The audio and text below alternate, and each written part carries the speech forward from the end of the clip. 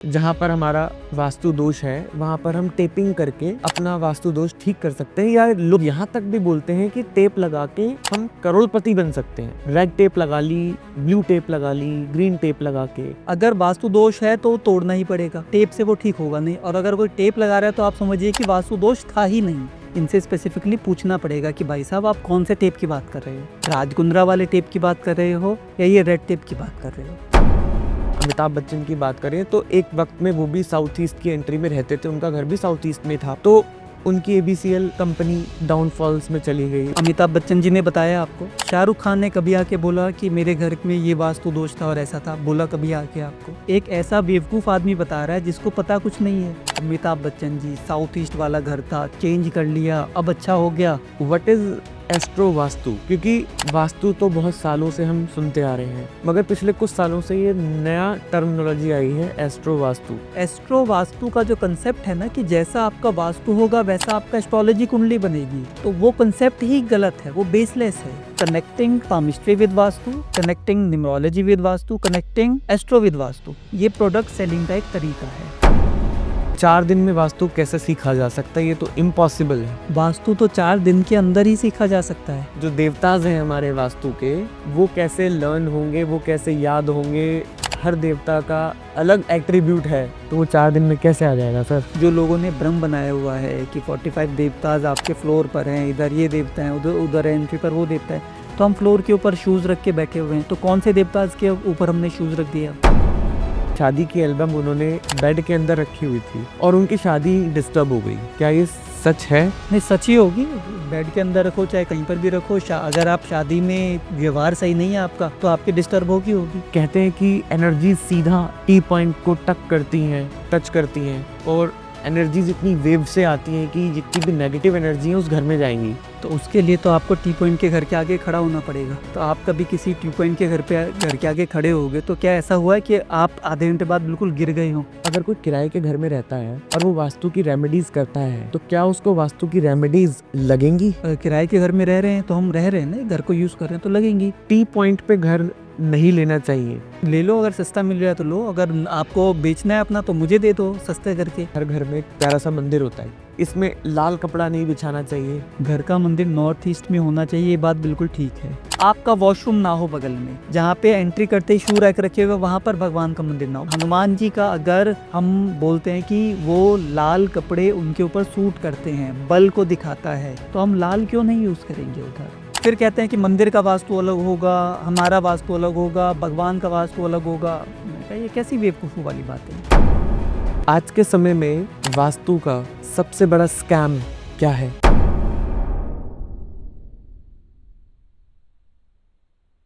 Welcome to Victory Success Talk. मेरा नाम है कौशल और आज हम बात करेंगे वास्तु। जी हाँ, वास्तु दोष। हर दिशा, घर की हर दिशा कुछ कहती है, हर दिशा कुछ कहना चाहती है हमको। कौन से डायरेक्शन सही है, वास्तु में हमें क्या रेमेडीज करनी चाहिए, कौन सी रेमेडीज का असर होता है, कौन सी रेमेडीज का असर नहीं होता, इन्हीं सारी परतों को आज हम खोलने की कोशिश करेंगे। आज है हमारे साथ विवेक वस्त जी, जिनको लगभग 19 से ज्यादा साल का एक्सपीरियंस है और ये इनकी तीसरी पीढ़ी है ऑकल्ट साइंस के अंदर। वास्तु की बात करें, न्यूमरोलॉजी, एस्ट्रो वास्तु, इन सभी का ज्ञान रखते हैं विवेक जी। तो आइए शुरू करते हैं हम आज का पॉडकास्ट। सर, बहुत बहुत स्वागत है आज के एपिसोड में हमारे। धन्यवाद। क्या हम आज का पॉडकास्ट शुरू कर सकते हैं? बिल्कुल बिल्कुल, इसी के लिए हम लोग आज मिले हैं, तो पॉडकास्ट करते हैं, आज का शुरू करते हैं, आज के विषय पर बात करते हैं। बिल्कुल। जब कोई वास्तु से रिलेटेड कोई ढोंग करता है तो आपको क्यों चिंता होती है? देखिए, इसके पीछे ना एक कारण है।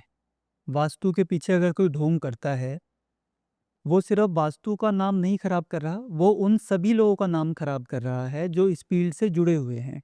ये मेरी तीसरी पीढ़ी है, 85 ईयर्स की लेगेसी है, जनरेशनल ज्ञान ये बढ़ता जा रहा है। तो अगर कोई भी व्यक्ति वास्तु के बारे में, एस्ट्रोलॉजी के बारे में, न्यूमरोलॉजी के बारे में अगर गलत थॉट्स रखेगा बिकॉज ऑफ समवन एल्स, कि उसने ऐसा बोला था, वो बेवकूफ़ी वाली बातें करते हैं, ढोंगी बाबा हैं, तो मुझे तो बुरा लगेगा ना।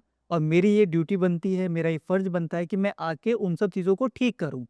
अगर मैं नहीं करूँगा तो कौन करेगा? और अगर मुझे दर्द नहीं होगा तो फिर किसे होगा? उसे तो नहीं होगा ना जो अभी 2 साल 4 साल पहले आया है, जिसे कुछ पता नहीं है, कुछ भी बोले और चले जाएँ। इफ़ेक्ट तो हमें होगा ना, 20 साल मुझे हो गए इस फ़ील्ड के अंदर, तीसरी पीढ़ी मेरी है, तो इसीलिए चिंता होती है मुझे और चिंता होना ज़रूरी भी है। नहीं तो फिर तो देश कहीं का कहीं चला जाएगा, तभी तो बाहर के लोग बोलते हैं या कई जो ज़्यादा समझदार बोलते हैं या फिर जो लोग बोलते हैं सब ढोंगी है, कि बाहर के लोग वास्तु को फ़ॉलो नहीं करते, बाहर पूजा-पाठ नहीं की जाती, फिर भी वो ग्रो क्यों कर रहे हैं? हम क्यों नहीं कर रहे ग्रो?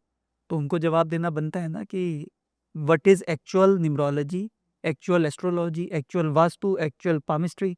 तो उसके लिए मुझे चिंता होती है और मैं ये चिंता के कारण हमेशा आता रहूँगा बार-बार और बोलता रहूँगा। आज के समय में आप देखेंगे तो अचानक बहुत सारे न्यूमरोलॉजिस्ट आ गए, बहुत सारे वास्तुशास्त्री आ चुके हैं। सबके अपने-अपने यूट्यूब चैनल हैं और पता नहीं क्या-क्या बोले जा रहे हैं। पहले ऐसा नहीं था, तो क्या ये सही है आज के समय में? देखिए, एक तो ना जनरल सी बात है जब पॉपुलेशन बढ़ती है और सोशल मीडिया इतना ज़्यादा अप्रोचेबल हो चुका है। आपके पास एक फ़ोन है, आप कुछ भी वीडियो बना के अपलोड कर सकते हैं, तो ये सब चीज़ें तो बढ़ेंगी ही बढ़ेंगी। सारे लोग बढ़ेंगे, जो लोग ढोंग नहीं करते हैं, जो लोग सही विद्या दे रहे हैं, वो लोग भी बढ़ेंगे और जो लोग ढोंग कर रहे हैं, वो भी बढ़ेंगे। ढोंगी लोग शुरू से हैं, आज से नहीं है, युगों पहले से है। जो गलत शिक्षा को बढ़ाते हैं, पढ़ाते हैं, प्रमोट करते हैं, वो शुरू से ही हैं। वो क्यों हैं, हमें इस बात को जानना पड़ेगा। वो 2 रीज़न से हैं। एक तो उन्हें सडन पैसा चाहिए कि हम किसी को भी बेवकूफ़ बना के पैसा कमा लें। वो हर फ़ील्ड में मिलेंगे आपको, एस्ट्रोलॉजी में नहीं, वो आपको डॉक्टर्स की फ़ील्ड में मिलेंगे, लॉ में मिलेंगे, हर जगह मिलेंगे। और कई बार क्या होता है इस फ़ील्ड के अंदर स्पेशली वास्तु, एस्ट्रोलॉजी, न्यूमरोलॉजी उसमें क्या होता है कि लोगों को भगवान वाली फ़ीलिंग आने लगती है कि मैं आपका भाग्य बदल के मैं आपकी किस्मत को कंट्रोल कर रहा हूँ। तो मैं भगवान वाली फ़ीलिंग आ जाएगी और अगर आपकी लाइफ़ में कुछ अच्छा होगा मुझसे मिलने के बाद, तो आप भी मुझे वैसा ही फ़ील कराने लग जाओगे कि हाँ, गुरुजी से मिले, तो ऐसा होना शुरू हो गया। आपको अपने आप से ज़्यादा मेरे ऊपर विश्वास होने लग जाएगा। तो लोगों को ना ये फ़ीलिंग बड़ी अच्छी लगती है इस फ़ील्ड के अंदर कि मेरी पूजा करें। तभी तो वो होता है कि बड़े-बड़े बाबा उनका एक कल्ट बना होता है, लाखों फ़ॉलोअर्स होते हैं। जितने फ़ॉलोअर्स बढ़ते हैं उनको मतलब दिमाग 7वें आसमान पे पहुँच जाता है। तो ठीक है, यही कारण है कि लोग बढ़ते जा रहे हैं और हो रहा है ऐसा। आज के समय में वास्तु का सबसे बड़ा स्कैम क्या है? देखिए, आप तो ना ये सारी कंट्रोवर्शियल बातें शुरू में ही पूछ रहे हैं और जो लोग सुन रहे हैं उनको बड़ा शॉक भी लग सकता है। तो थोड़ा-सा मैं वास्तु के बारे में बताता हूँ कि वास्तु होता क्या है और क्यों मैं इसके अंदर बड़े स्कैम को सबके सामने बताने की कोशिश कर रहा हूँ। वास्तु स्टार्ट होता है आपसे, आपके अंदर से, आपकी आत्मा जिस शरीर में है वहाँ से वास्तु शुरू होता है। फिर उस शरीर को आपने कैसे वातावरण में रखा हुआ है उससे वास्तु शुरू होता है। अच्छा वास्तु आपके तन, मन, धन सब के ऊपर पॉजिटिव असर डालेगा। एक खराब वास्तु आपके तन, मन, धन सब के ऊपर नेगेटिव असर डालेगा। तो वास्तु को ठीक करना बहुत सरल है। इनफैक्ट अगर सिर्फ आप एक बार मतलब एक दिन किसी अच्छे वास्तु एक्सपर्ट के साथ बैठ जाएं जिनको एस्ट्रोलॉजी का भी ज्ञान हो, न्यूमरोलॉजी का भी ज्ञान हो, तो आपको एक दिन से ज़्यादा समय नहीं लगेगा वास्तु को समझने में और उसको रेक्टिफाई करने के अंदर, उसके दोष को समझने में या किसी प्रॉब्लम को समझने में। अब बात यह आ रही है कि वास्तु का सबसे बड़ा स्कैम क्या है। मैं यहाँ पर एक बात को हाईलाइट करने वाला हूँ जिससे जो लोग इस फील्ड के अंदर हैं, 10 साल से जुड़े हुए हैं, 15 साल से जुड़े हुए हैं या पढ़ रहे हैं किसी बड़े सो कॉल्ड और जो भी आपको इस फील्ड में लगता है, सबसे बड़ा वास्तु का स्कैम ये है कि वो आपको बोलेंगे कि हम हेल्थ के वास्तु की फीस नहीं लेते हैं। आपने सुना होगा कि अगर आप मेरे पास आओगे और अगर आपको कोई बीमारी है, हेल्थ के लिए वास्तु कराने आए हो, तो हम उसकी फीस नहीं लेते हैं। ऐसा कई लोग कहते हुए सुनाई देंगे आपको। This is the biggest scam. इससे बड़ा स्कैम कोई नहीं है। क्यों नहीं है? अब आप मेरी बात का को समझना थोड़ा। हॉस्पिटल का वास्तु होता है, ये लोग हॉस्पिटल का वास्तु करते हैं, मैं भी करता हूँ, ये लोग भी करते हैं। हेल्थ का, बीमारी का वास्तु ये लोग भी करते हैं, मैं भी करता हूँ, ठीक है। तो हॉस्पिटल से तो फीस ले रही है, हॉस्पिटल बनता है, डॉक्टर अपना क्लिनिक ओपन कर रहा है, तो डॉक्टर से फीस ली जा रही है, हॉस्पिटल का वास्तु करने की लाखों रुपए फीस ली जा रही है, मैं भी लेता हूँ फीस। अब मुझे एक बात बताइए, अगर आप डॉक्टर हैं, आपका एक हॉस्पिटल है, तो आपका अगर वास्तु अच्छा होगा तो क्या चीज़ बढ़नी चाहिए कि आपका बिज़नेस बढ़ेगा, बताइए? देश में क्या चीज़ बढ़ेगा आपके सराउंडिंग में कि आपका बिज़नेस बढ़ेगा, अगर आप एक डॉक्टर हैं तो? बिजनेस। हाँ, तो क्या बढ़ेगा तो बिज़नेस आपको मिलेगा? हेल्थ ज़्यादा खराब होगी लोगों की, बीमारियाँ ज़्यादा बढ़ेंगी, तो उनको बिज़नेस बढ़ेगा। बीमारियाँ, तो यानी कि मैं आपका वास्तु कर रहा हूँ कि आप अच्छे डॉक्टर हो, आपके पास बिज़नेस आए कि लोग आपके पास ज़्यादा आएँ। एक तरफ मैं आपसे फ़ीस ले रहा हूँ, आपका बिज़नेस बढ़ा रहा हूँ। दूसरी तरफ मैं क्या कर रहा हूँ, जो लोग मेरे पास आ रहे हैं हेल्थ के वास्तु के लिए, मैं फ्री प्रमोट कर रहा हूँ कि हेल्थ के वास्तु का मैं नहीं फ़ीस लेता। अब लोगों को क्या पता कि वो आपके घर में आके कौन-सा वास्तु कर रहे हैं, कैसा वास्तु कर रहे हैं कि आपकी हेल्थ सुधरने के बदला बिगड़ और रही है। पिछले 15 साल में हर साल लगभग लाख वास्तु एक्सपर्ट बने हैं। हर साल 10 साल का ही डाटा पकड़ लेते हैं, हर साल 1 लाख लोग वास्तु सीख रहे हैं। मैं बहुत छोटा अमाउंट बता रहा हूँ। तो 10 साल के अंदर कितने हो गए? 1 करोड़ हो गए। अब 1 करोड़ वास्तु एक्सपर्ट हो गए अगर 10 साल के अंदर, तो आप मान के चलो अगर 1 करोड़ वास्तु एक्सपर्ट महीने में सिर्फ एक वास्तु भी ठीक करे किसी के घर का, एक घर बीमारी से दूर होगा। तो बीमारियाँ बढ़ क्यों रही है, मुझे समझ नहीं आ रहा। तो this is the biggest scam. ये डॉक्टर्स के लिए कर रहे हैं या तो आपके घर में आके कुछ प्लांट करके जा रहे हैं कि आपका वो खराब हो जाएगा। जैसे क्या होता है, मैंने एक एसी ठीक करने वाले से पूछा कि यार आप लोगों का धंधा कैसे चलता है? आप तो ₹300 लेते हो सर्विसिंग के, ₹500। तो उसने बताया कि कई बार हमारी फील्ड में लोग क्या करते हैं, आपके एसी में ना कुछ एक ऐसा नुक्स छोड़ जाते हैं या कुछ गड़बड़ कर देते हैं कि 1 महीने बाद आपको प्रॉब्लम होगी। तो उसके बाद आप हमें याद करोगे। सिमिलरली ये है सबसे बड़ा स्कैम जो लोगों को फ्री करके बेचा जा रहा है ना कि हेल्थ का नहीं लेते, तो ऐसे लोगों से आप हाथ जोड़ के दूर रहो, वो आपका बेड़ा गर्क कर रहे हैं। हेल्थ के लिए वास्तु से ज़्यादा एस्ट्रोलॉजी को देखना होता है, तो सारा का सारा उधर है। तो ये सबसे बड़ा स्कैम है। आई होप आपको समझ में आया हो जो मैं बताना चाह रहा हूँ आपको। जो लोग वास्तु जिन्होंने रिसेंटली सीखा है, उनके लिए सबसे बड़ा पेन एरिया क्या होता है? जिन्होंने रिसेंटली वास्तु सीखा है, तो उनके लिए सबसे बड़ा दर्द वाला या पेन एरिया ये है कि वो जब कहीं पर वास्तु करने जाते हैं, उनको समझ में नहीं आता कि हम कौन-सा उपाय करें। पहला पेन, क्योंकि उन्हें 10, 20, 50 अलग-अलग उपाय उनके दिमाग में डाल दिए हैं। उनको ये समझ नहीं आता कि मेरी जगह अगर गुरुजी होते तो वो कौन-सा उपाय करते। अब वो जाल में फँसे हुए हैं कि मैं तो यहाँ पर आ गया हूँ, मैंने वास्तु देख लिया, मुझे ज़्यादा समझ में नहीं आ रहा। पर गुरुजी तो करोड़्स में फ़ीस ले रहे हैं। वो तो क्लेम करते हैं कि मैं सबसे बड़ा वास्तु वाला हूँ और करोड़्स में फ़ीस ले रहा हूँ। तो उसके लिए सबसे बड़ा पेन ये रहता है कि मैं फ़ीस लूँ कैसे?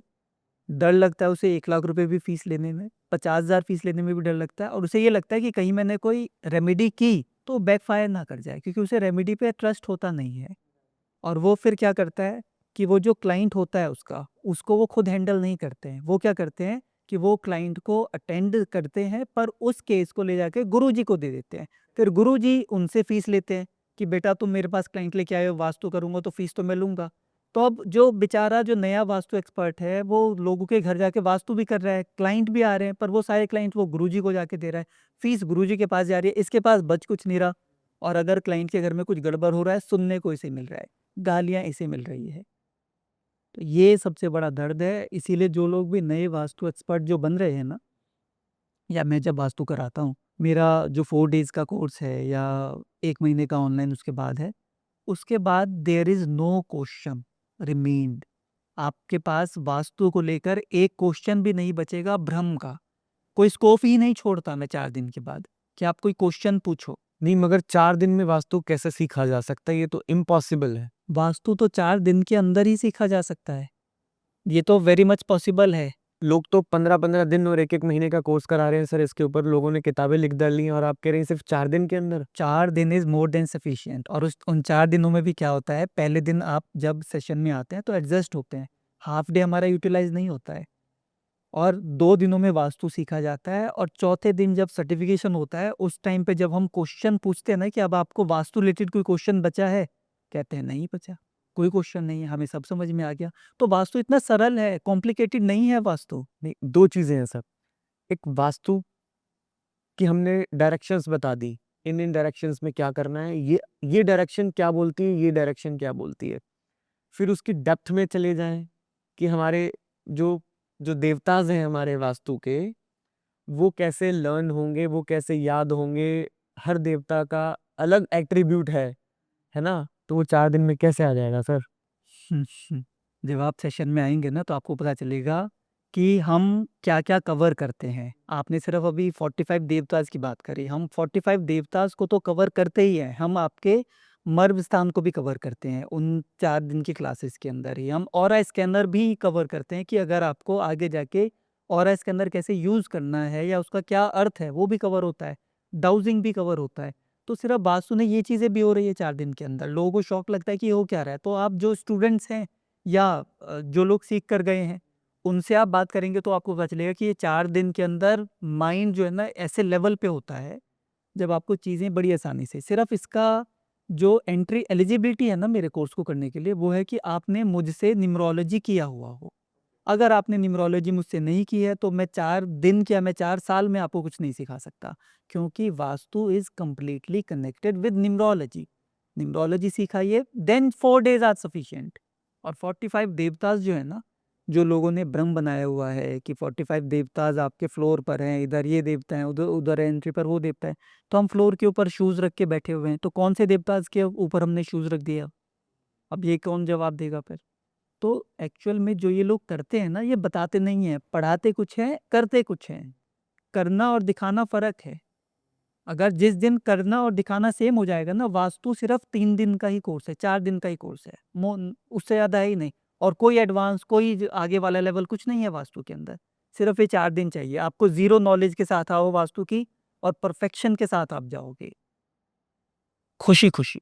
इट्स अ नाइस इन्फॉर्मेशन जो आपने शेयर करी कि मुझे लगता है ये जो लोग वास्तु में इंटरेस्ट रखते हैं, जो सीखना चाहते हैं, जो जिज्ञासु हैं, वो आपके पास आएँगे और बहुत कम समय में कुछ अच्छी चीज़ लेके जाएँगे। बिल्कुल, बिल्कुल।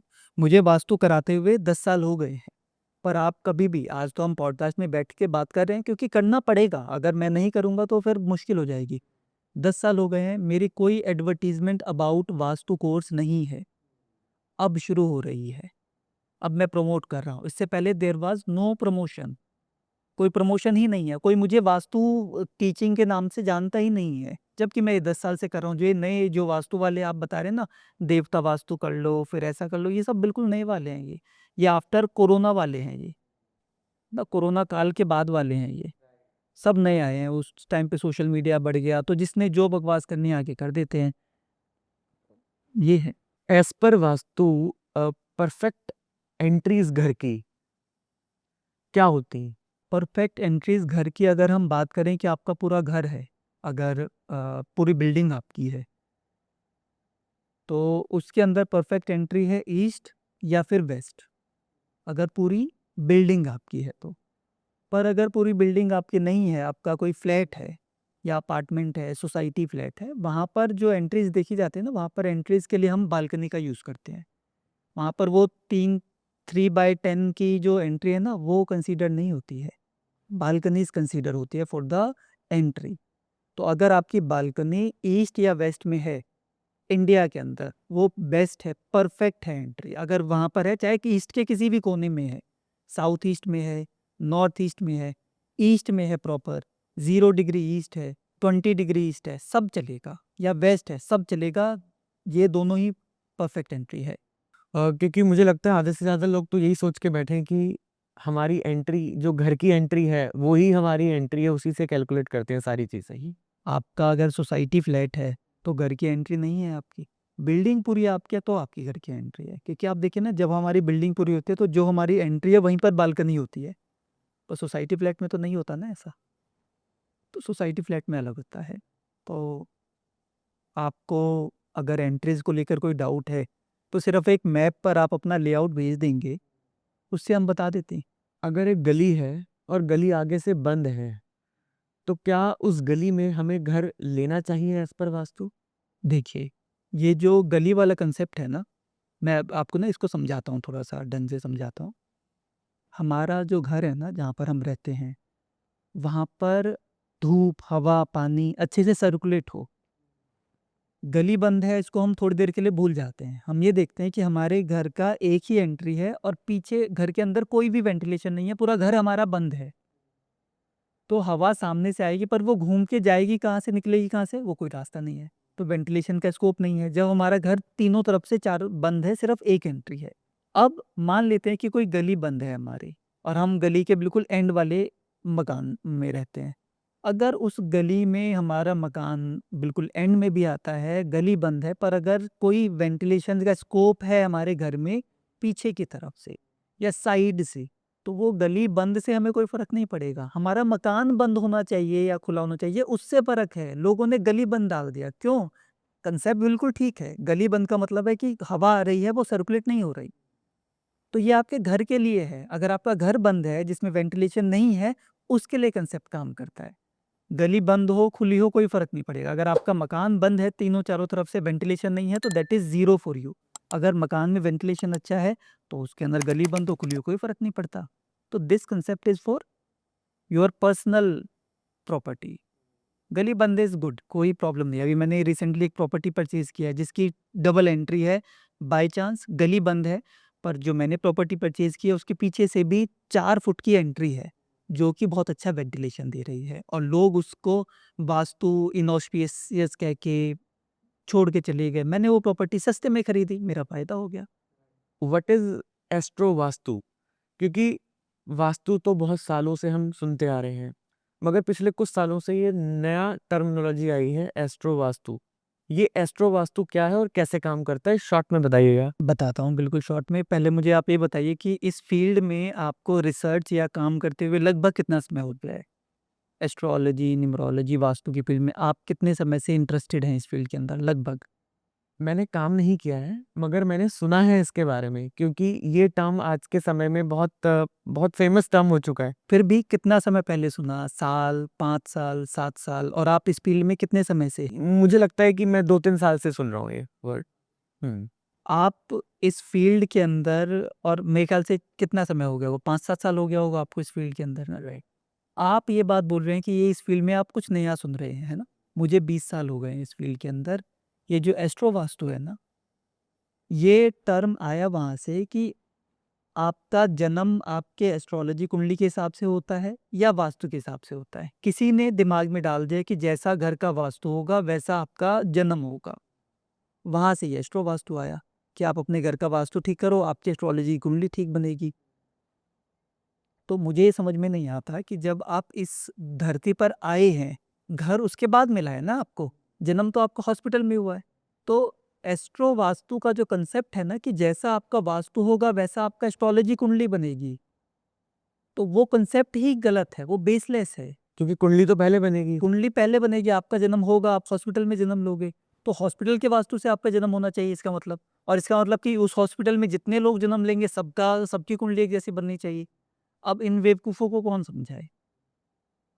एस्ट्रो वास्तु एक टर्म है, दे दिया कि नहीं जी हम तो एस्ट्रो वास्तु करते हैं, we are the advanced level of vastu.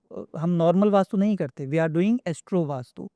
अब कोई क्लाइंट है, मान लीजिए वो एक इंश्योरेंस पॉलिसी खरीदने जाता है या कोई नई गाड़ी खरीदने जाता है, तो उसको जब बोलेंगे कि ये आपने ये एड ऑन फैसिलिटी ले ली, तो ये अच्छा हो जाएगा, आपकी गाड़ी की माइलेज बढ़ जाएगी, चाहे वो काम करे या ना करे। एज़ अ लेमैन आपको तो सुनने में अच्छा लगेगा, आप कहोगे कि ले लो। तो आप जब वास्तु कराओगे आप कहोगे मैं वास्तु नहीं, मैं एस्ट्रो वास्तु वाले से कराऊँगा।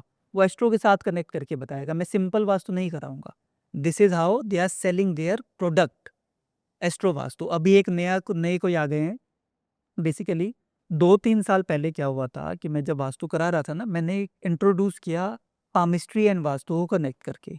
अभी एक आ गए हैं, पुराने हैं इस फील्ड के अंदर, उन्होंने आज से 10 साल पहले पामिस्ट्री और वास्तु नहीं कराया, 5 साल पहले पामिस्ट्री और वास्तु नहीं कराया, 5 साल पहले एस्ट्रो वास्तु को इंट्रोड्यूस किया। अभी मैंने 2 साल पहले जब पामिस्ट्री और वास्तु को इंट्रोड्यूस किया, क्योंकि लोग तो सेम ही होते हैं ना, बातें इधर से उधर जाती है, तो उन्होंने भी करना शुरू कर दिया कि I will teach you how your lines will change your vastu. मैंने कहा 15 साल पहले कहाँ थे गुरुजी आप, तब क्यों नहीं करा रहे थे आप?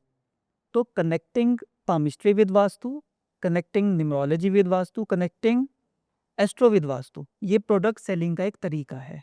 मैं जब पामिस्ट्री वास्तु कराता हूँ, मैं वहाँ पर पामिस्ट्री को अलग रखता हूँ। कैसे अलग रखता हूँ वो आपको जानना ही पड़ेगा, मतलब इतने ब्रीफ में बताना मुश्किल है, पर vastu is completely different science, completely different है। इसका आपके एस्ट्रो से, आपके न्यूमरो से कोई भी लेना देना नहीं है। कोई आपकी एस्ट्रोलॉजी की कुंडली से बताए कि आपके घर में यहाँ पर ये रखा हुआ है, वो सबसे बड़ा बेवकूफ़ है। वो व्यक्ति सबसे बड़ा बेवकूफ़ है। लोगों को क्या चाहिए, अपना कॉमन सेंस लेकर जाएँ और कंसल्टेंट के सामने बैठें, यही है बस। कुछ लोग कहते हैं कि हम तो इतने साल से इस घर में रह रहे थे, हमें कोई प्रॉब्लम नहीं है। फॉर एग्जांपल ले लेते हैं कि हमारा साउथ का एंट्री है, ठीक है? वो इतने सालों से रह रहा है, उसको कोई प्रॉब्लम नहीं है, पैसा वगैरह खूब है उसके पास। मगर उसकी दशा गलत आ गई। तो लोग एग्जांपल देते हैं कि जब दशा गलत आई तो वास्तु खराब हो गया। अच्छा, मतलब कि मेरा घर है साउथ फेसिंग, उसमें मुझे कोई प्रॉब्लम नहीं है अच्छी दशा में। खराब दशा आई, अब वही साउथ फेसिंग मकान जो है मुझे प्रॉब्लम देने लगेगा। तो ये प्रॉब्लम साउथ फेसिंग से है या दशा से है? आंसर आपकी बातों में ही है, this is the problem of दशा।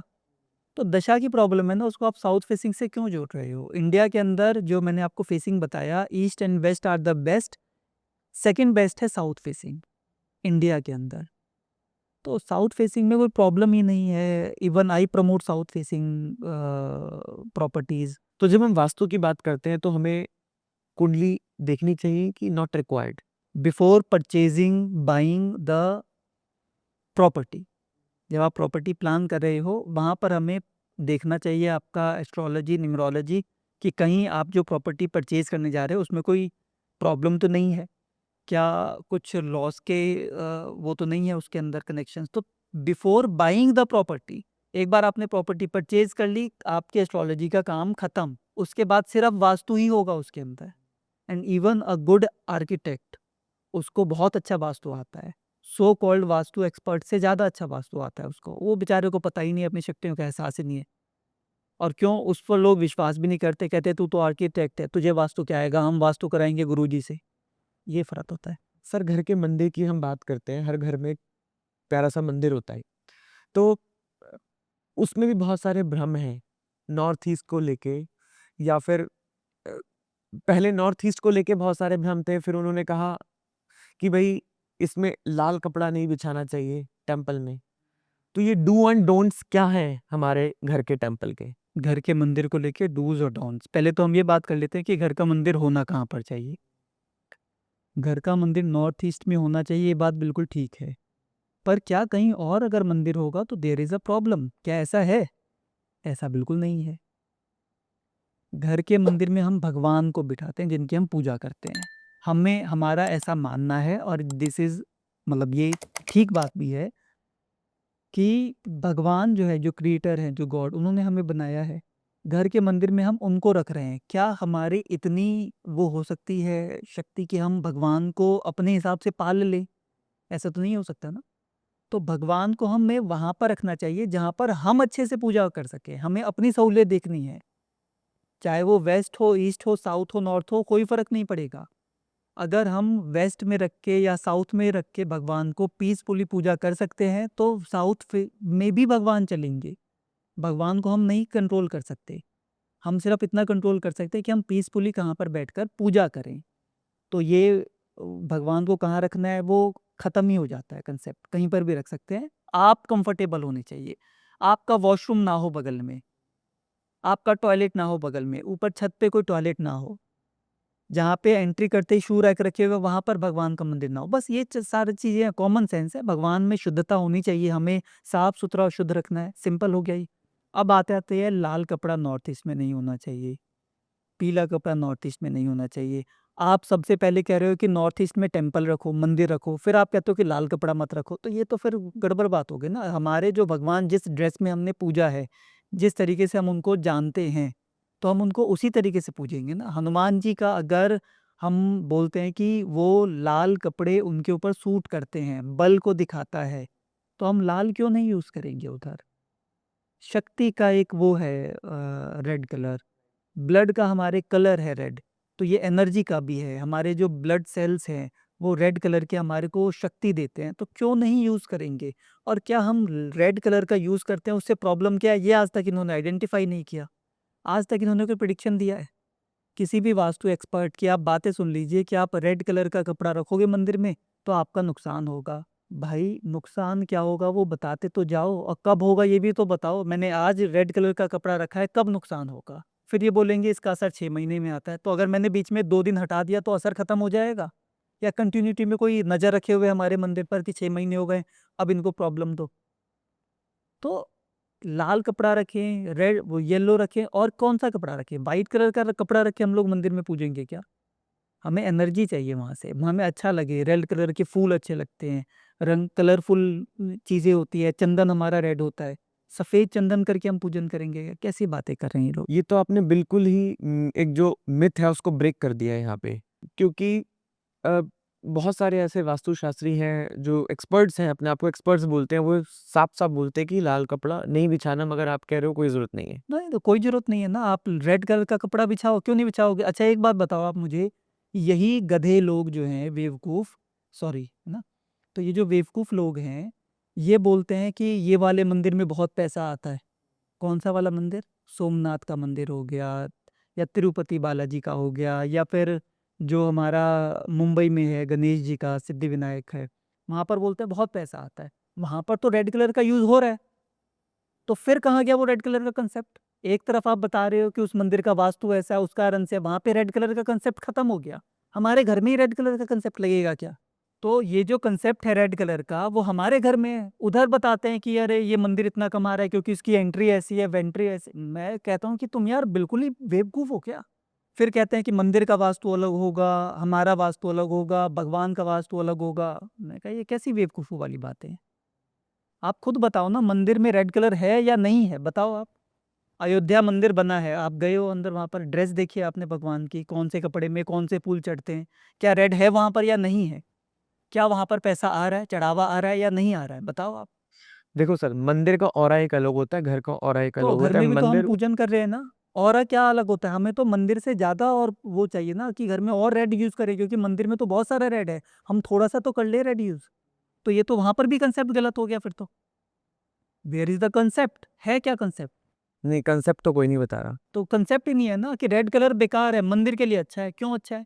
फिर इनसे जब आप डिटेलिंग पूछोगे ना 1 टू 1, तो ये ना सोशल मीडिया के सामने आके ऐसे करके रिप्लाई देते हैं कि देखिए उन्होंने ऐसा बोल दिया हमारे बारे में, we are doing good, we are doing this. Concept का जवाब नहीं है ना 1 टू 1 कि प्रॉब्लम क्या है। फिर रेड कलर के कपड़े से प्रॉब्लम बता देंगे, फिर ब्लैक से बता देंगे, पर कंसेप्ट नहीं है कि होगा क्या और कब होगा। आप इनकी बातें सुनो, there is no prediction, zero prediction करते हैं ये। कोई भी वास्तु वाला आपको प्रेडिक्शन करते हुए नहीं दिखाई देगा। इसीलिए मैं बोलता हूँ कि without doing numerology you are not allowed to do my vastu course.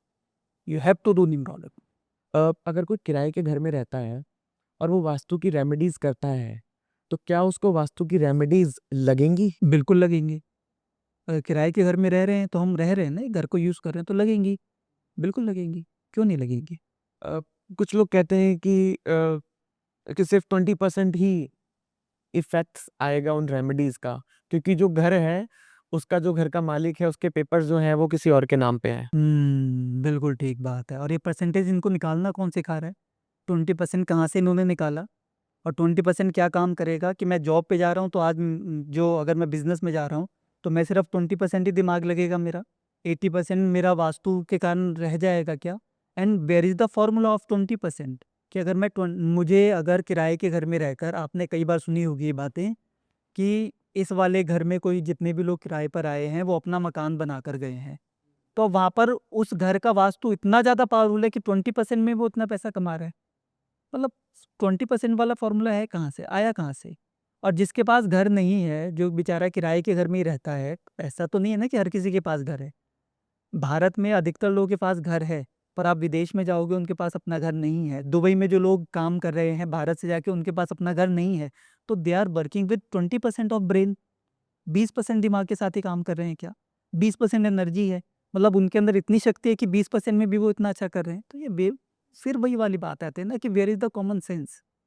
अब 20% का फ़ॉर्मूला है कहाँ और कैसे अप्लाई करें हम? और अगर मैं अपना घर बना लूँगा तो मेरी एनर्जी 5 गुना हो जाएगी। ये जो बता रहा है ना, ये खुद किराए के घर में रहता है। अब आप मैं क्या बोलूँ? साउथ ईस्ट का घर क्यों नहीं लेना चाहिए? क्योंकि हमने ऐसे बहुत बड़े-बड़े एग्ज़ाम्पल्स देखे हैं, मुंबई की सेलिब्रिटी या अमिताभ बच्चन की बात करें तो एक वक़्त में वो भी साउथ ईस्ट की एंट्री में रहते थे, उनका घर भी साउथ ईस्ट में था। तो उनकी एबीसीएल कंपनी डाउनफॉल्स में चली गई, उनका बहुत बड़ा एक्सीडेंट भी हुआ, बहुत सारी चीज़ें उनके साथ ऐसी हुई, ऐसे बहुत सारे एग्ज़ाम्पल्स हैं हमारे सामने। अ, तो आपके हिसाब से साउथ ईस्ट की एंट्री होनी चाहिए या नहीं होनी चाहिए? आपका क्या इंटेक है इसके ऊपर? सबसे पहले तो ये कि अमिताभ बच्चन जी का साउथ ईस्ट की एंट्री का घर था, ये एग्ज़ाम्पल किसने बताया आपको? बहुत बड़े वास्तु एक्सपर्ट हैं, उन्होंने बताया। अमिताभ बच्चन जी ने बताया आपको? हाँ या ना? अमिताभ बच्चन जी ने आके बोला कभी? नहीं बोला। शाहरुख खान ने कभी आके बोला कि मेरे घर में ये वास्तु दोष था और ऐसा था, बोला कभी आके आपको? बता कौन रहा है? एक ऐसा बेवकूफ़ आदमी बता रहा है जिसको पता कुछ नहीं है। मैं किसी भी बड़े व्यक्ति का नाम लेके कुछ भी बोल दूँ और मैं बोल दूँ कि मैंने उसने ऐसे करके ठीक कर दिया, आपके दिमाग में क्या जाएगा? अमिताभ बच्चन जी, साउथ ईस्ट वाला घर था, चेंज कर लिया, अब अच्छा हो गया। मैं जब न्यूमरोलॉजी पढ़ाता हूँ ना, I take example of Amitabh Bachchan ji's date of birth और मैं पिन पॉइंट करके बताता हूँ कि वो कब दिवालिया हुए। इवन जो लोग मेरा प्री कोर्स करते हैं ना न्यूमरोलॉजी का, उनको पता है कि वो कब दिवालिया हुए थे और कब दिवालिया होंगे, कब उनके पास पैसा आएगा। उनको पता है उनकी डेट ऑफ बर्थ से ही। पर ये बेवकूफ़ बता रहे हैं कि साउथ ईस्ट का घर था, ये तब जन्म भी नहीं हुआ था इनका। आप इनकी एज जाके देखेंगे ना, गूगल करेंगे, जो वास्तु वाले बोल रहे हैं आपको, इनका जन्म भी नहीं हुआ था। हो सकता है सेकंड क्लास में पढ़ रहे हों, थर्ड क्लास में पढ़ रहे हों, नॉट इवन सेकंड थर्ड, इनका जन्म भी नहीं हुआ था। तो ये कैसे बोलेंगे आपको? तो इनके बोलने से पता चल रहा है ना। शाहरुख खान ने कभी आके बोला आपको? मुकेश अंबानी है, उन्होंने आके बोला आपको कि मेरी एंट्री ये थी, अब ऐसी हो गई, ऐसा हो गया। तो एक ना गाँव में एक कहानी है। इतना बड़े ही बहुत ही बड़े डॉक्टर गाँव में पहुँचे। उन्होंने अपना क्लिनिक वगैरह खोल लिया। और उन्होंने लोगों के ऊपर दवाइयाँ शुरू करी। बहुत बड़े-बड़े क्लेम किए कि मैं कैंसर ठीक कर सकता हूँ, मैं फलाना बीमारी ठीक कर सकता हूँ। तो 2 महीने बाद ना ये कहानी किसी सर्वेयर के पास पहुँची जो गवर्नमेंट हॉस्पिटल्स का सर्वे करते थे। वो पहुँचे उस गाँव के अंदर। तो बहुत बड़ी सभा बुलाई हुई थी वो डॉक्टर ने और कहे थे कि इनसे पूछो मेरे बारे में। तो उन्होंने पूछा बताओ कोई कि क्या चमत्कार हुआ है तुम्हारे साथ? डॉक्टर साहब ने क्या ठीक किया तुम्हारे? तो 3 लोगों ने हाथ खड़ा किया, सर मेरा कैंसर ठीक कर दिया डॉक्टर साहब ने। तो उन्होंने पूछा अच्छा तुम्हें प्रॉब्लम क्या थी? उसने बोला कैंसर था। अरे भाई प्रॉब्लम क्या थी? वो बोले कि कैंसर था, कैंसर डॉक्टर साहब ने ठीक कर दिया। तो सर्वेयर ने पूछा कैंसर था ये पता कैसे चला? तो बोले डॉक्टर साहब ने बताया था कैंसर था। ठीक कैसे हुआ? डॉक्टर साहब ने दवाई दी। तो आप ही बता रहे हो, आप ही ठीक कर रहे हो, फिर हो क्या रहा है फिर ये? उसको कोई प्रॉब्लम ही नहीं थी। प्रॉब्लम उसने कैसे ठीक करी वो उनको पता है। अमिताभ बच्चन जी ने अपनी प्रॉब्लम ठीक करी, उनको कौन बनेगा करोड़पति मिला, इसकी डेट हम निकाल के देते हैं, न्यूमरोलॉजी के कोर्स में बताते हैं। तो जब सब कुछ हम बता ही रहे हैं, prediction is not from vastu, समझना पड़ेगा। Prediction is from astrology, numerology, palmistry and वैदिक कार्ड्स। वास्तु जो है वो रेमेडियल साइंस है आपके शरीर का, तन, मन, धन के ऊपर असर डालता है, नॉट डायरेक्टली इनडायरेक्टली। जब आपका तन, मन और धन अच्छा होगा तो आपको सारी चीज़ें अच्छी मिलेंगी। तो ये साउथ ईस्ट अमिताभ बच्चन जी का नाम ले दिया, उसका नाम ले दिया, कल को इनके ऊपर क्लेम हो गया कि अमिताभ बच्चन जी तो बोल ही नहीं रहे ऐसे। अब वो भी सोचते होंगे अमिताभ बच्चन जी ये बेवकूफ़ लोग हैं, मेरा नाम यूज़ कर रहे हैं, करते रहो। मुझे कहीं से तो वो मिल रही है ना लाइमलाइट। कहीं तो मैं न्यूज़ में हूँ, खबरों में हूँ, अगर मैं गायब ही हो गया खबरों से तो फिर कौन पूछेगा? बस और कुछ नहीं है। कोई साउथ ईस्ट का घर प्रॉब्लमैटिक नहीं है। टी पॉइंट पे घर नहीं लेना चाहिए। आपकी क्या राय है इसके ऊपर? ले लो अगर सस्ता मिल रहा है तो लो, अगर आपको बेचना है अपना तो मुझे दे दो सस्ते करके। टी पॉइंट पे घर होना इज़ वेरी गुड। नहीं, कहते हैं कि एनर्जी सीधा टी पॉइंट को टच करती हैं और एनर्जीज़ इतनी वेव से आती हैं कि जितनी भी नेगेटिव एनर्जी है उस घर में जाएँगी। तो उसके लिए तो आपको टी पॉइंट के घर के आगे खड़ा होना पड़ेगा। तो आप कभी किसी टी पॉइंट के घर के आगे खड़े होगे तो क्या ऐसा हुआ है कि आप आधे घंटे बाद बिल्कुल गिर गए हों? एनर्जी इतनी तेज़ आई और आप गिर गए हों, आपसे खड़ा ही नहीं हुआ जा रहा। अगर कोई शांत गली है, जहाँ पर गाड़ियाँ नहीं चलती ज़्यादा, जहाँ पर एनर्जी नहीं है, शांत है बिल्कुल, तो वहाँ पर कौन-सी एनर्जी आएगी वहाँ पर? लोग चल रहे हैं ना। अब where is more energy? T point का घर एक शांत जगह पर है, जहाँ पर गलियों में गाड़ी का आना मना है, गेटेड सोसाइटी है, वहाँ पर टी पॉइंट में घर है आपका। वहाँ पर एनर्जी ज़्यादा विचलित होगी, इम्बैलेंस होगी, या एक हाईवे है, वहाँ पे आपका घर है, not on T point but highway पे घर है, कहाँ पर एनर्जी ज़्यादा होगी बताओ आप? ऑफ कोर्स हाईवे के ऊपर। मेट्रो बगल में बना हुआ है, वहाँ पर ज़्यादा होगी या टी पॉइंट पे ज़्यादा होगी? जहाँ मेट्रो बगल में होगी। तो फिर मेट्रो वाले बगल के घरों को तोड़ दो ना, 4 किलोमीटर पीछे ले जाओ, एनर्जी तो वहाँ पर ज़्यादा आएगी ना।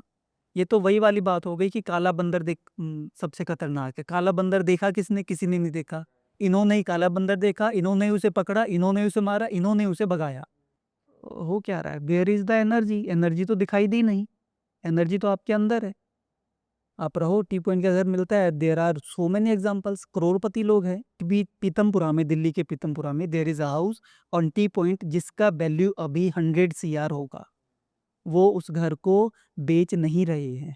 वो कह रहे हैं कि यहाँ से तो हम फले-फूले हैं। तो फिर कहाँ कांसेप्ट गया टी पॉइंट का? ये होता क्या है कौशल जी कि आपको ना एक डर आपके दिमाग में डाल दिया जाता है और आप ह्यूमन बीइंग है, आपके साथ प्रॉब्लम आएगी आएगी। आपको प्रॉब्लम आएगी, वो डर आपके दिमाग में है, तो उस डर का इलाज कौन करेगा? जिसने डर डाला है। मैं थोड़ी करूँगा उसका इलाज। आप मेरे पास आ गए कि सर टी पॉइंट वाला घर मेरा है, प्रॉब्लम तो नहीं है, मैं बोलूँगा नहीं है। आपको सैटिस्फैक्शन ही नहीं होगी, क्योंकि मैंने डर डाला ही नहीं आपके अंदर। डर किसने डाला? आपको सैटिस्फैक्शन होगी उसी के मुँह से सुनकर। ये सबसे बड़ी प्रॉब्लम है। अब इसका हम करें क्या फिर? इसका तो कोई उपाय ही नहीं है, क्योंकि भ्रम आपके अंदर है, वहम आपके अंदर, इलाज वही करेगा। अब मैं कितना भी समझाऊँ आपको फ़र्क नहीं पड़ेगा। मैं कितनी भी ज्ञान की बातें दूँ, इसीलिए मेरे 4 दिन के कोर्स के अंदर मैं सारी बातों को क्लियर करते हुए, ये जो भ्रम कैसे डाला जाता है, घर बैठे कैसे वास्तु किया जाता है, ये सारी चीज़ें मैं क्लियर करके भेजता हूँ।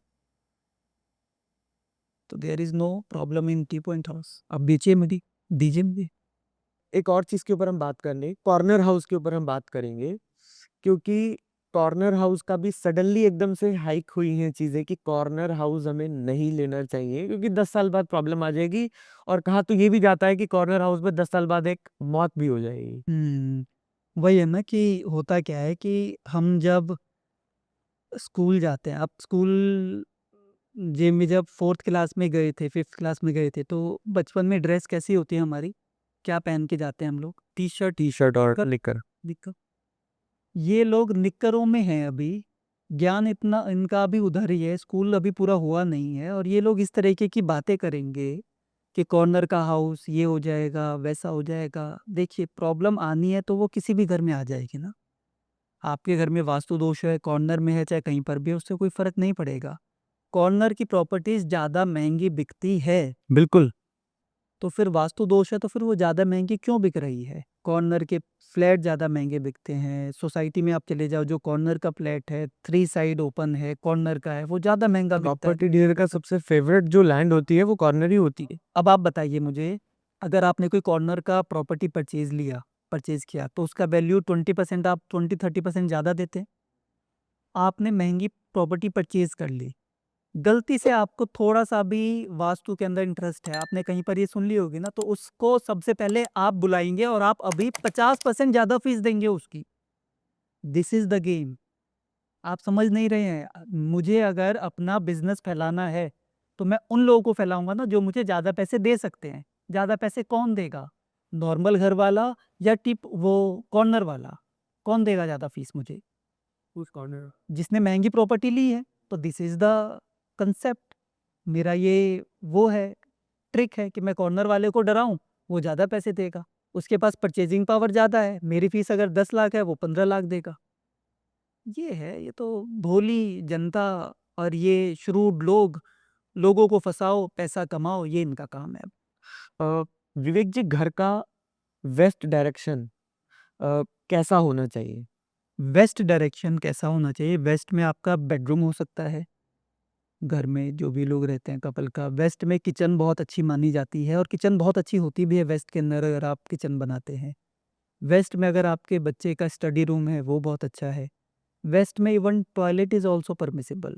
तो वेस्ट ऐसा डायरेक्शन है जहाँ पर आप कुछ भी बनाएँ, सब अच्छा है।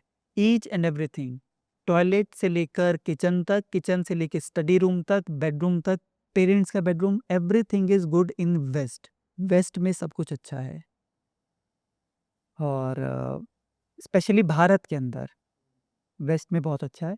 भारत में साउथ भी बहुत अच्छा है। Everything will be good there. South जो है ना, कौन-सी कंट्री का अच्छा नहीं है, ये हमें जान लेना पड़ेगा। जब हम यहाँ से ऑस्ट्रेलिया जाएँगे ना, वहाँ का south is not permissible for making kitchen, या फिर टॉयलेट, वहाँ का south is not permissible. India का साउथ में परमिशन होगा, वहाँ पर नहीं होगा। क्यों? क्योंकि ज्योग्राफिकल चेंज जो होता है ना, तो हमारा जो साउथ है वो उनका नॉर्थ बन जाता है, उनका नॉर्थ हमारा साउथ बन जाता है। तो हमें देश काल पात्र के हिसाब से वास्तु करना होता है, तो हमें कोई प्रॉब्लम नहीं, west is very good. Life में अगर हमें प्यार चाहिए तो हमें वास्तु के हिसाब से क्या रेमेडी करनी चाहिए? किससे प्यार चाहिए पहले ये बताइए? हमें फैमिली में प्यार चाहिए, हमें पिताजी से, माताजी से प्यार चाहिए? हाँ, हमें फैमिली से, अपनी पेरेंट्स से प्यार चाहिए, या अगर हस्बैंड वाइफ हैं, दोनों में लव एंड अफेक्शन होना चाहिए, बच्चों के साथ थोड़ा प्यार होना चाहिए, तो कोई रेमेडीज़ हैं इसके लिए? बिल्कुल है ना, बहुत परफेक्ट रेमेडी है, फेल प्रूफ रेमेडी है, कभी रेमेडी ये फेल ही नहीं होगी, है ना? आप मैरिड हैं, हस्बैंड वाइफ का प्यार बढ़ाने का एक बिल्कुल ही परफेक्ट फार्मूला है। फार्मूला क्या है?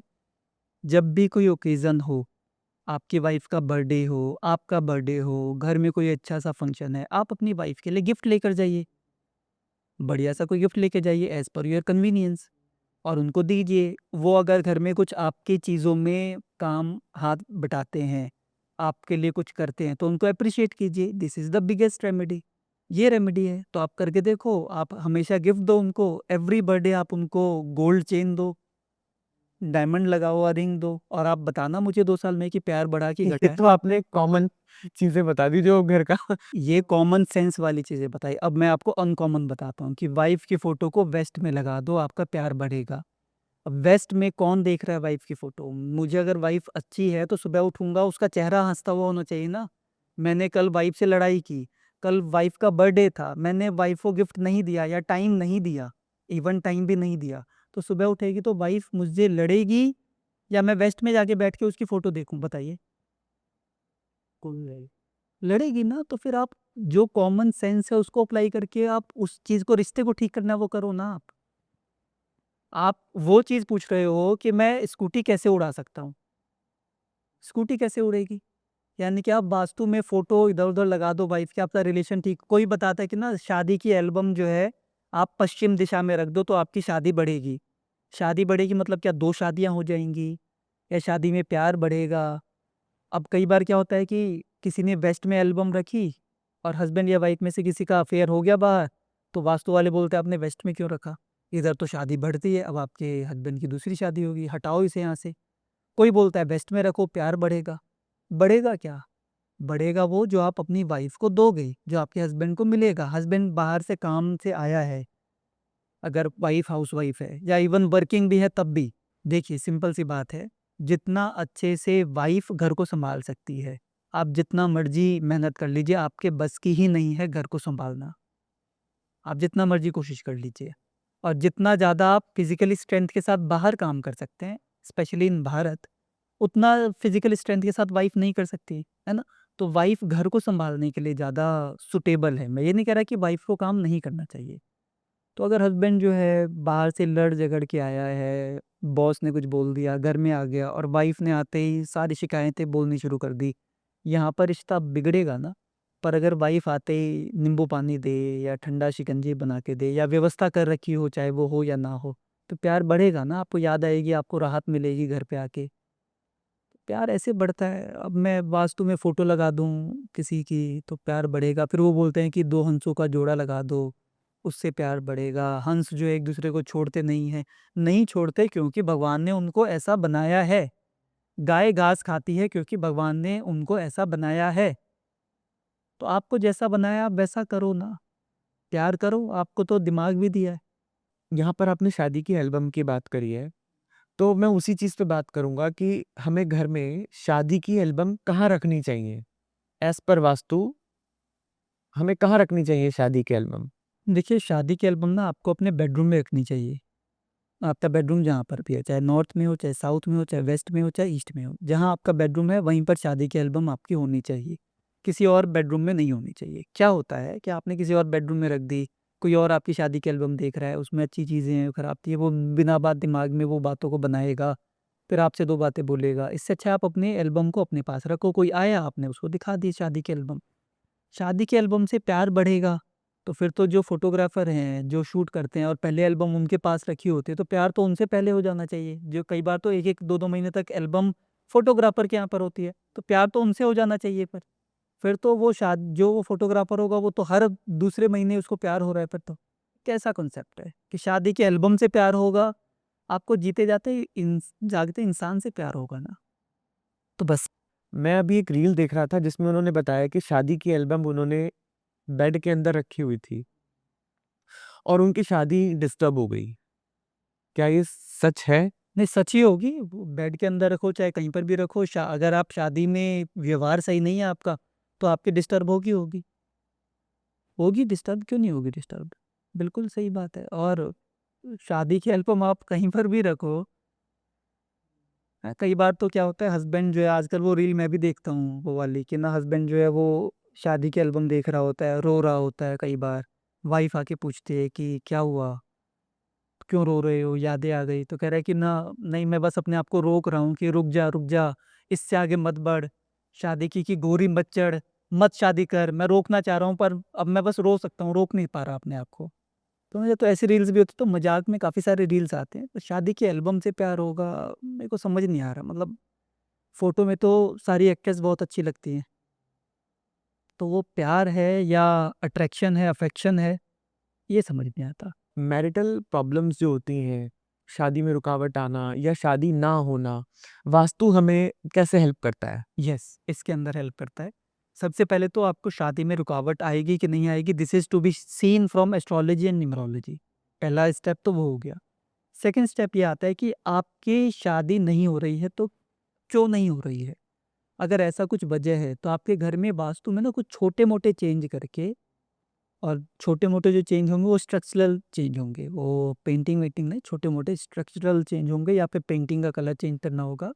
आपको एक ऐसे वातावरण में रखा जाएगा जहाँ पे आप थोड़ा-सा खुश फ़ील करो, बेटर फ़ील करो। आप अच्छा फ़ील करोगे अपने बारे में, तभी आप शादी के लिए कोई और आपको अच्छे से पसंद कर पाएगा।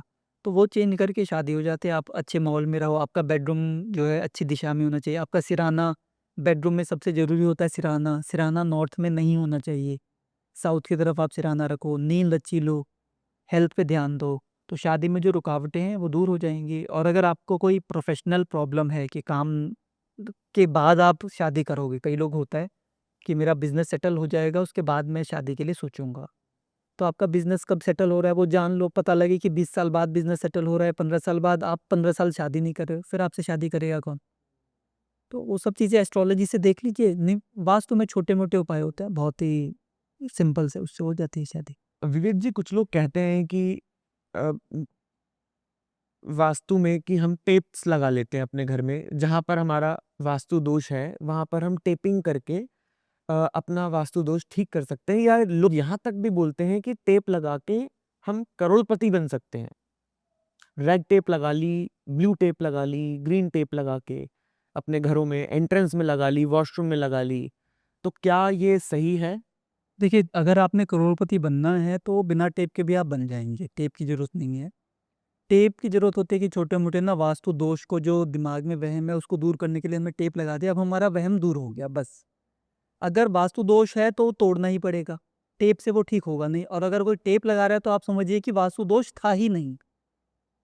अगर कोई टेप लगा रहा है तो वास्तु दोष था नहीं, पर मजबूरी ये है कि लोगों को भी चाहिए कि हमें टेप लगा के ना थोड़ा मेंटली हमें सैटिस्फाई कर दो, तो वो कर देते हैं थोड़ा-सा, उतना ही है।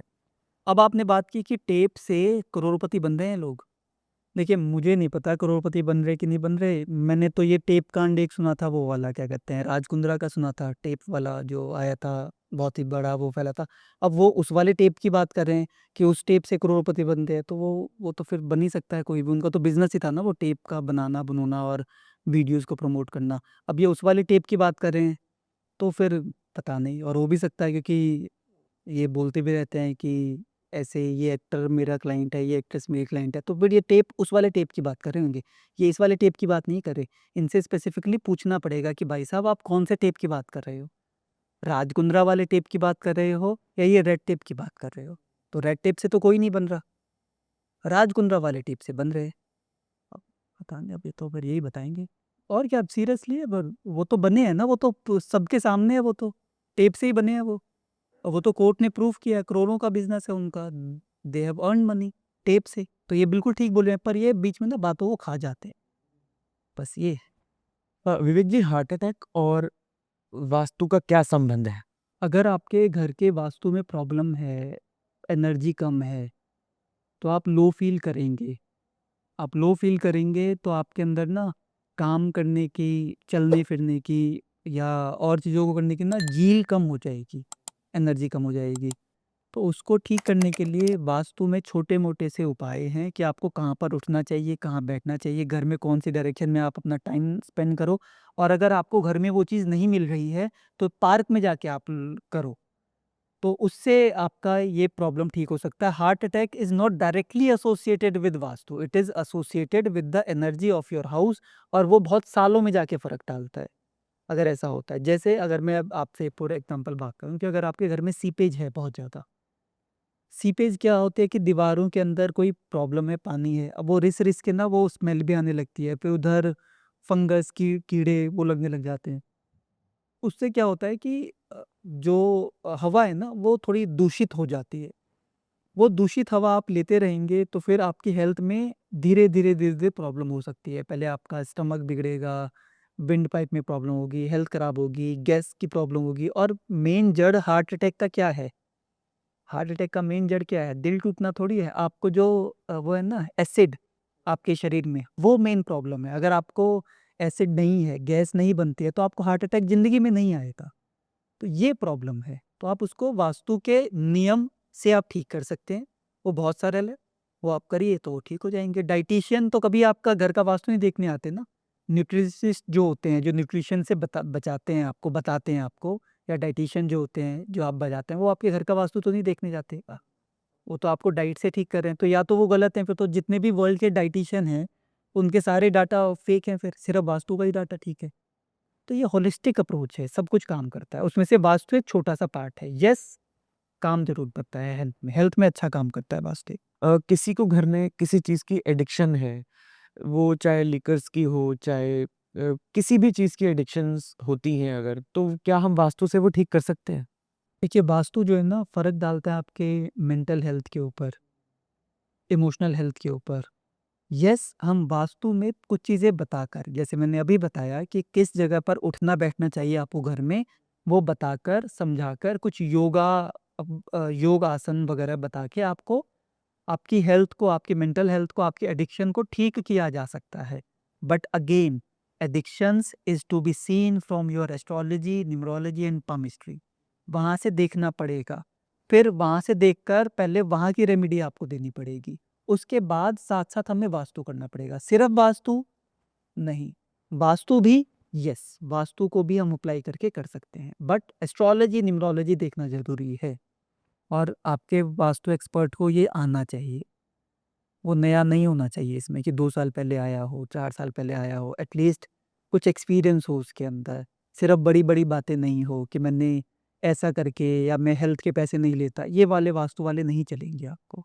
ये लोग ऐसा दिखाते हैं कि हम हेल्थ के लिए अगर वास्तु की फीस लेंगे ना, तो हम बुरा काम करेंगे और लोगों में अपनी छवि सुधारने के लिए कि हम देखो हेल्थ के लिए पैसे नहीं लेते हैं, we are so good, we are so proud of us. और जो स्टूडेंट आते हैं उनके दिमाग में भी छवि डाल देते हैं कि नहीं हेल्थ के लिए नहीं लेते, हमारे गुरुजी कितने अच्छे हैं। तो क्या सारे डॉक्टर्स बेकार हैं? सारे एलोपैथी, होम्योपैथी, आयुर्वेदा के डॉक्टर बेकार हैं जो आपको हेल्थ को ठीक करने के लिए पैसे ले रहे हैं? क्या वो बेकार है? क्या वो स्कैम कर रहे हैं?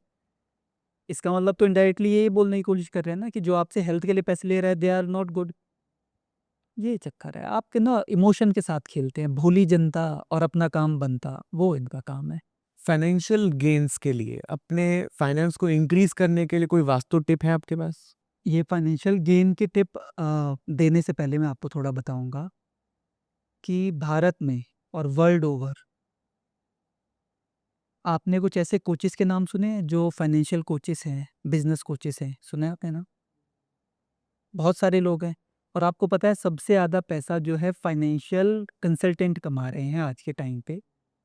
मे बी टॉप 3 में होंगे, टॉप 5 में होंगे फाइनेंशियल कंसल्टेंट या बिजनेस कोचर्स जो बिजनेस की कोचिंग दे रहे हैं इंडस्ट्री को, वो बहुत पैसा कमाते हैं। तो मैं वहाँ से बताता हूँ आपको कि उनका सबसे प्राइम टिप क्या है, जो हमारे यहाँ पर छोटे बच्चे को ही पता है और वास्तु में सबसे परम सत्य है कि आपने इसको अपना लिया तो आपका पैसा ठीक होने लगेगा। वो टिप ये है कि टाइम पर सो जाओ। वो क्या बोलते हैं वो जो बिज़नेस कोचेस है ना, जो 20 लाख रुपए फ़ीस लेते हैं आपसे, वो बोलते हैं कि शाम को 7 बजे के बाद काम मत करो अपनी फैमिली को टाइम दो, 10 बजे सो जाओ, 5 बजे उठ जाओ। तो बिजनेस कोच जो है वो ये ऐसी टिप क्यों दे रहा है? उसे तो वास्तु नहीं आता। वो ऐसी टिप क्यों दे रहा है? क्योंकि अगर आप समय पर सोओगे, सुबह उठोगे, आपका शरीर हेल्थी रहेगा। आपको मैं बिगेस्ट रिटर्न ऑन इन्वेस्टमेंट किसी भी चीज़ पर आपको आ सकती है। वो किस पर है? पैसे दे। नहीं। बताइए, गोल्ड पर है? हाँ या ना? नहीं। क्या आप अपने बिजनेस में पैसा लगाएंगे तो वहां से आरओआई सबसे ज़्यादा आएगा? नहीं। बिगेस्ट वर्ल्ड का सबसे बड़ा रिटर्न ऑन इन्वेस्टमेंट जो है वो आपके शरीर के ऊपर है, आपके ब्रेन के ऊपर है। अगर आपने उसको अच्छे से संभाला और उसके ऊपर इन्वेस्ट किया अपना टाइम और सारी चीज़ें, तो आपको वहाँ से जो रिटर्न आएगा ना वो कोई नहीं दे सकता। आज मोदी जी की एज पता है क्या है? 75 की अब वो हो जाएंगे। वो स्वस्थ हैं तभी हमारा भारत आगे बढ़ रहा है ना, उनके नाम पे इन्वेस्टमेंट आ रही है। तो आपके ब्रेन के ऊपर आप पैसा लगाइए, आपके शरीर पे लगाइए और आप समय पर सोइए, समय पर उठिए। This is the biggest vastu tip, जो कि बहुत छोटे बच्चे को ही पता है। अब आप मुझे 20 लाख दीजिए तब भी मैं यही बोलूँगा आपको। लीगल इश्यूज के लिए कोई वास्तु रेमेडी बताना चाहेंगे? लीगल इश्यूज़ के लिए वास्तु रेमेडी जो है वो ऐसे directly there is no vastu remedy. ये again it's to be seen from numerology and astrology. Vivek ji, हम एडिशनल एक्सपेंसेस को कैसे कंट्रोल कर सकते हैं as per vastu? As per vastu अगर आपकी हेल्थ ठीक रहेगी तो एडिशनल एक्सपेंसेस होंगे नहीं। हेल्थ कौन-सा? मेंटल हेल्थ, इमोशनल हेल्थ और फाइनेंशियल हेल्थ। अगर ये 3 चीज़ें ठीक रहेगी तो आपके एडिशनल एक्सपेंसेस नहीं होता। आपका मेंटल हेल्थ ठीक रहेगा तो आपके डिसीजन ठीक रहेंगे। इमोशनल हेल्थ ठीक रहेगा तो आप किसी के इमोशनल बहकावे में नहीं आएँगे। आपका शरीर ठीक रहेगा तो मेडिकल एक्सपेंसेस नहीं। तो घर के वास्तु में आप अपने एनर्जीज़ को आपको अलाइन कर लो। और एनर्जी कैसी? आपके घर की एंट्री ईस्ट या वेस्ट से हो। जहाँ पर धूप आती है सुबह की धूप आप ले लो। किचन में खाना सबका एक साथ बने, खाना सब लोग इकट्ठे बैठ के खाएँ और शाम को चाय भी सब लोग इकट्ठे बैठ के लें। रात का डिनर सब लोग इकट्ठे लें। एटलीस्ट सुबह का ब्रेकफास्ट और रात का डिनर ये घर के सभी लोग एक साथ करें। इससे आपके एडिशनल एक्सपेंसेस कम होंगे। ये लोगों को लगेगा कि इसका क्या कर दिया है, आप करके देखो 2 साल आपको पता लगे।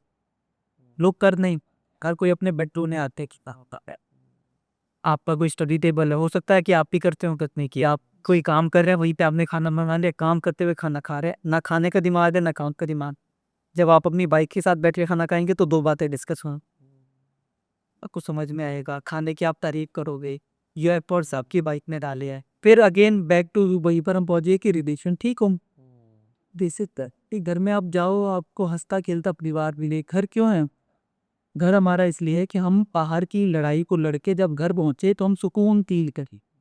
ये सब चीज़ें करोगे आप सुकून फील करोगे, सारी चीज़ें इम्प्रूव होगी, एडिशनल खर्चे होंगे ही नहीं।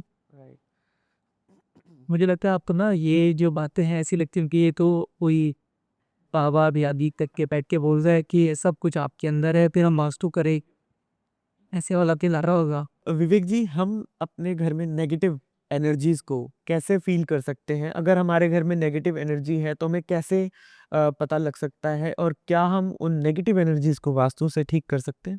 नेगेटिव एनर्जी को वास्तु से ठीक कर सकते ही। यस, अगेन वही वाली बात, घर का वातावरण, हवा, पानी, धूप वो अनुकूलित हो, वो करने का बहुत सरल उपाय है वो हो जाएगा। अब बात आती है कि घर में नेगेटिव एनर्जी को क्या हम आइडेंटिफाई कर सकते हैं, उसको बढ़ने से रोक सकते हैं। सिंपल सी बात है, आप नेगेटिव लोगों को मत बुलाओ। आप नेगेटिव लोगों को बुलाओगे तो वो आपको नेगेटिव एनर्जी आपके अंदर डाल के जाएंगे, क्योंकि लोगों से मिलके एक एनर्जी होती है। क्या ये निवार में कोई एनर्जी?